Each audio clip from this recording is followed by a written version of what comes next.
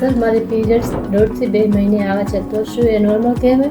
ના, normal periods 21 થી 35 દિવસની વચ્ચે આવતા હોય. જો પીરિયડ્સમાં દર મહિને તારીખ બદલતી રહેતી હોય અથવા તો 45 દિવસ કરતાં વધારે ટાઈમ જતો હોય અથવા તો 3 મહિના સુધી પીરિયડ્સ ના આવતું હોય તો આ ઇરેગ્યુલર કહેવાય. તો એના કારણો શું હોઈ શકે?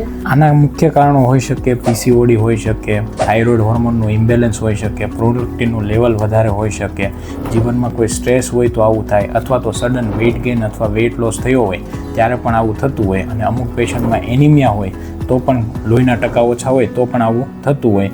અને અમુક પેશન્ટ બ્રેસ્ટ ફીડિંગ કરાવતા હોય અમુક માતાઓ તો એનામાં પણ આવું જોવા મળતું. તો શું કરવું જોઈએ? આની ટ્રીટમેન્ટ જે છે કોઈ ડેટ ફિક્સ કરવા માટે આપણે ના કરતા હોઈએ, એનું કોઈ કારણ ગોતીને એને આપણે ટ્રીટ કરવાનું હોય. જેમ કે PCOS હોય તો એમાં તમારે લાઇફસ્ટાઇલ મોડિફિકેશન કરી વેઇટ કંટ્રોલ કરી શકો. બીજી વસ્તુ છે કે એનિમિયા હોય તો એમાં આયરન કરેક્શન કરીને પણ આપણે કરી શકીએ, અથવા તો થાઇરોઇડ હોય તો એની કોઈ મેડિસિન ચાલુ કરીને આપણે કરતા હોઈએ, અથવા તો લાઈફમાં કોઈ સ્ટ્રેસ હોય તો ડાયટ કરીએ, સ્લીપ પ્રોપર લઈએ અને એક્સરસાઇઝ કરીએ તો પણ આ કંટ્રોલ કરી શકીએ. અમુક પેશન્ટ પ્રેગ્નન્સી પ્લાન કરતા હોય અને આવો પ્રોબ્લેમ હોય તો એમાં હોર્મોનલ બેલેન્સ કરવા માટે અમુક ટ્રીટમેન્ટ હોર્મોનલ ટેબ્લેટ્સ અથવા તો ઓવ્યુલેશન રેગ્યુલેટિંગ ટેબ્લેટ્સથી આપણે આ કંટ્રોલ કરી શકીએ.